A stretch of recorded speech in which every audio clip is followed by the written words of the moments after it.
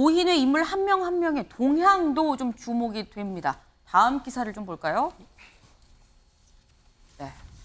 대통령 술친구, 여권 실세 박성민, 당 부총장 옮김방도 국회 본청이다라는 겁니다. 네.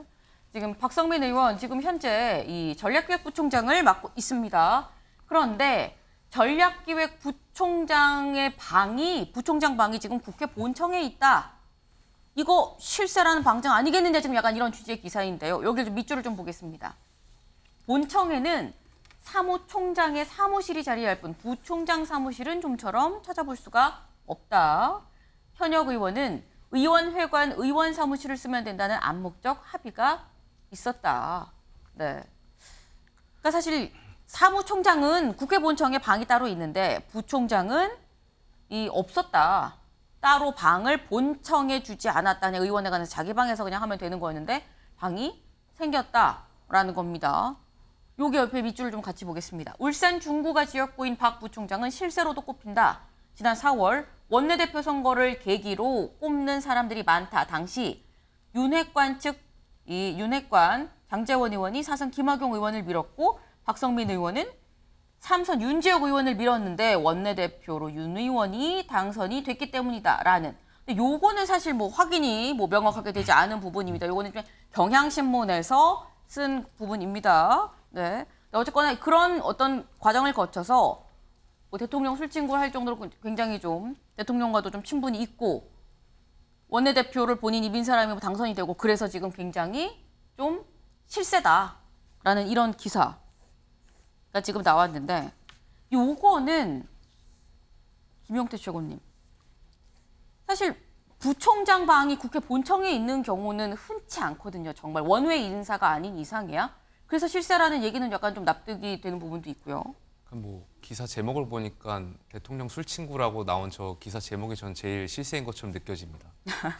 근데 제가 지난 지도부 때도 활동했을 때 네. 말씀하신 것처럼 원외 인사에 대한 부총장은 이제 본청 안에 네. 사무실 마련해 뒀고요. 원내는 아무래도 이제 의원회관이 있다 보니까 보통 원내 부총장들께서 이제 사양하시곤 했거든요. 근데 그럼에도 불구하고 이제 부총장이란 직함이 있고 아무래도 최고위원회라든지 많이 최고위원회를 찾아오시는 분들이 본청에서 이루어지다 보니까 부총장으로서 일을 하기 위해서는 저는 뭐 본인이 원하시면 본청 사무실에 둘 수 있다라고 생각됩니다. 그것은 뭐 그렇게 뭐 실세인지 아닌지의 판단의 기준이라고 생각하지는 않습니다. 알겠습니다. 근데 지금 뭐 박성민 의원뿐만이 아니라 다른 분도 또 이 동향이 포착이 되고 있습니다. 다음 기사 좀 같이 볼까요? 달라진 여의도 연구원 박수영 빅데이터로 총선 후보를 평가하겠다라는 겁니다. 일단 여의도 연구원 여연 자체가 좀 핵심이긴 합니다. 왜냐하면 총선 전략 등등을 좀 같이 이 토대로 여연의 보고 이 분석 결과를 토대로 좀 짜게 되기 때문에 그런 건데 여기 보겠습니다. 빅데이터 전문가를 영입해서 분석을 해서 여론조사 대신 이슈별 전략, 네, 이슈별로 좀 본다. 여기 같이 볼까요? 빅데이터 분석은 뭐냐 그러면 대체 뭘 한다는 거냐? 맘카페 등 각 후보자 지역구 커뮤니티를 비롯한 다양한 커뮤니티 반응을 대상으로 할 예정이다. 그러니까 여러 커뮤니티에서 해당 사람의 뭐 이름, 발언 등이 얼마나 많이 언급이 됐는지 그래서 이 사람이 소위 공천을 주려면 이 지역구에서 먹히는 사람인 건지를 좀 더 구체적으로 파악을 해보겠다라는 건데 박수영 여연 원장도 아까 5명 중에 한 명으로 좀 거론됐었던 사람이죠. 직접적으로 좀 이렇게 좀 움직이고 있다라는 거. 네. 뭔가 변화를 이끌어내기 위해서 주요 보직에 또 실세라고 꼽히는 사람이 가는 게 효과가 있을 수도 있겠다라는 생각이 들기도 하네요. 저희 다음 키워드로 좀 넘어가 보겠습니다. 네, 저희 키워드가 아니라 피플로 저희가 준비를 했는데요. 이렇게 오늘은 3명입니다. 네, 다 아시는 분들일 것 같아요. 일단 김의겸 의원과 한동훈 장관은 세트로 보시면 될 것 같은데 네, 대체 무슨 일이 있었느냐? 김의겸 의원 최근에 언론 인터뷰에서 이런 얘기를 했습니다. 일단 얘기를 들어보고 오시죠. 저는 한동훈 장관이 이번 사건으로 복수의 화신으로 등극을 했다 이렇게 생각을 합니다. 아하. 네. 한마디 덧붙이고 싶으면 네. 윤석열 대통령이 수사권 가지고 보복하면 그게 깡패지 검사냐 이렇게 말하지 않았습니까? 네. 네. 이거야말로 전형적인 깡패 짓이죠. 저는 뭐 깡패가 안경 쓴 깡패는 못 봤습니다만은 네. 한동훈 장관은 정말 검은 뿔테를 쓴 뿔테 안경을 쓴 깡패다 이렇게 생각을 합니다. 네, 지금 김의겸 의원 얘기는 검은 뿔테를 쓴 깡패다 한동훈 법무부 장관이 이 얘기를 왜 했느냐? 이 한동훈 장관의 개인정보가 유출된 그 혐의로 이 MBC 기자, 이 MBC 사호 그리고 뭐 국회를 경찰이 압수수색을 했습니다. 그러다 보니까 이게 복수의 화신 아니냐라고 얘기를 했습니다. 일단 뭐 한 장관이 직접 뭐 고소를 한 문제는 아니긴 합니다만 어쨌거나 결국은 한 장관의 의중이 실린 거다라고 지금 김의겸 의원은 보고 있는 건데 뿔테 안경 쓴 깡패다. 여기에 한 장관이 직접 얘기하기보다 이번엔 장해찬 최고위원이 이런 글을 올렸습니다. 김의겸은 그냥 안경 쓴 양아치다. 입만 열면 가짜뉴스를 퍼뜨리는 양아치다. 김 의원을 위해 만들어진 단어 아니겠냐. 눈에는 눈, 이에는 이. 민주당의 막말 못된 버릇을 고쳐놓겠다. 네, 뿔테 쓴 깡패와 안경 쓴 양아치. 말 대 말이 강 대 강으로 지금 부딪히고 있습니다. 요거는 안경 쓴 분께 좀 여쭤보겠습니다. 네, 권지웅 의원님. 네. 네. 깡패가 더 나쁜 겁니까? 양아치가 더 나쁜 겁니까? 이 두 사람 얘기 어떻게 보셨어요, 이거? 일단 사실 정치에서 네. 이런 표현이 직관적이긴 하니까 이렇게 쓰고 싶은 유혹이 드는데 써서는 안 좋은 표현이죠. 근데 이제 본질은 언론과 관련된 것 아니겠습니까? 언론에 대한 정부의 태도? 근데 지금 제가 알고 있기로는 이번에 압수수색 당한 MBC 기자가 바이든 날리면 보도를 했던 기자기도 하다고 하니까 정부가 보기에 되게 나쁜 기자라고 규정한 것 아니냐라는 의심을 할 수밖에 없고 게다가 이번에 압수수색을 할 때 MBC 보도국까지 끝까지 들어가겠다고 한 거지 않습니까? 사실 통상 이제 기자 업무를 아시는 분들은 기자 사무실에 딱히 짐을 두고 있지 않는 걸 알 텐데도 불구하고 알고 계시군요. 네. 굳이 거기에 이제 들어가겠다고 네. 한 것이니까 이것은 어떤 시그널이라고 보는 게 맞는 것 같고요. 근데 그것을 이제 표현하다 보니까 그것을 사실상 암묵적으로 방조했던 한동훈 장관에게 이런 표현을 쓴 것 같은데 표현 자체는 부적절했으나 내용적으로는 분명히 한국 사회가 짚고 넘어가야 될 내용 같습니다. 네.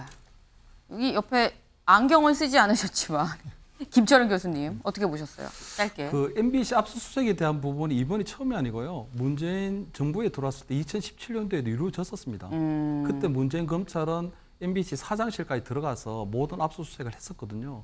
근데 지금 윤석열 정부의 검찰이 첨예한 게 아니고 그때 MBC 그때 그러니까 문재인 정부 때는 이루어졌던 압수수색인데 마치 이번에는 이 언론 탄압하는 것처럼 비춰지는 것은 조금 호도된 부분이 있다고 생각하고요.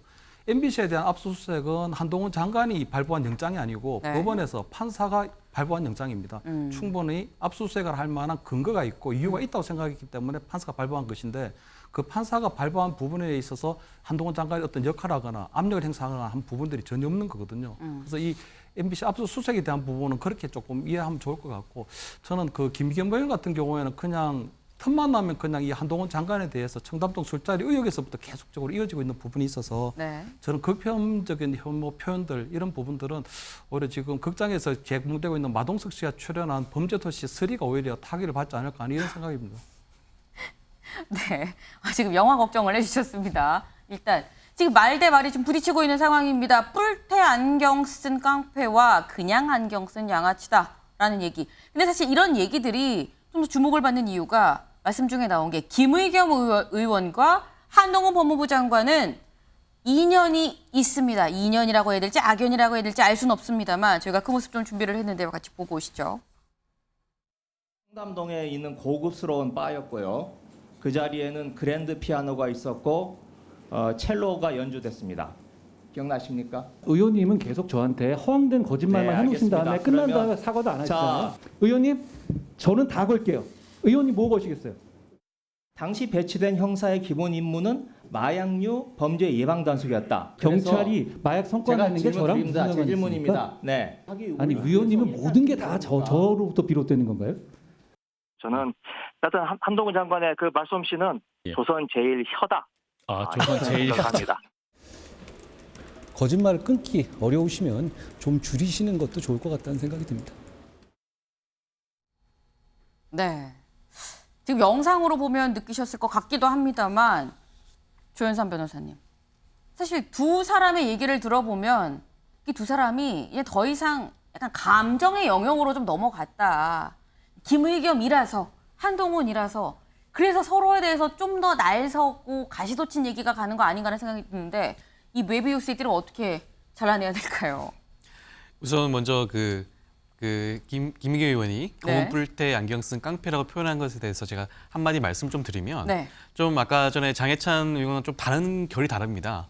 깡패라는 표현은 이전에 윤석열 대통령이 썼던 표현을 인용해서 말한 것이고요. 네. 그렇다고 한다면 그러한 모습을 보여준 게 검사가 아니라 깡패 아니냐라는 지적이었죠. 그래서 네. 그런 부분에 있어서는 저는 김의겸 의원이 그런 말을 할 수 있다라고 우선 생각을 하고요. 네. 그 두 분과의 관계가 지금 악연이 지금 계속되고 있는데 뭐 이러다가 잘못하면 뭐 인연으로 이어질지도 모르겠지만 왜 이렇게 서로 감정적으로 대응한 좀 이해가 불가한 부분이 분명히 있고요. 네. 김의겸 의원은 국회의원입니다. 당연히 국무위원인 한동훈 장관에 대해서 여러 가지 의혹을 제기할 수도 있고 지적할 수도 있고 비판할 수도 있습니다. 네. 그런데 한동훈 장관이 거기에 대해서 너무 예민하게 과민하게 반응을 하고 있는 것으로 보이고요. 오히려 그것이 지금 계속해서 나오고 있는 한동훈 장관의 그 자기 정치를 하는 게 아닌가라는 그런 의혹이 오히려 불거지는 게 아닌가 싶습니다. 네.